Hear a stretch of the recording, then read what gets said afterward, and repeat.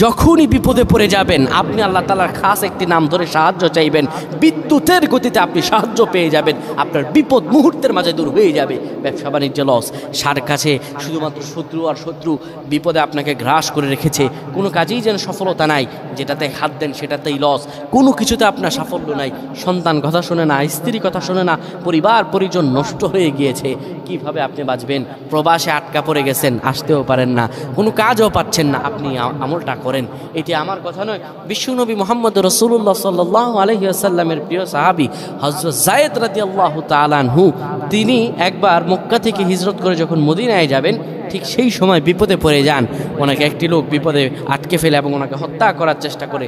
তখন তিনি আল্লাহ তাআলার এই খাস নামটি ধরে সাহায্য চেয়েছিলেন, আল্লাহ তাআলা তাকে বিপদ থেকে মুক্ত করেছেন। সুবহানাল্লাহ। সেই দোয়াটা কি? তিনি যখন বিপদে পড়ে যান তিনি বলেন, আগিসনি ইয়া রহমান,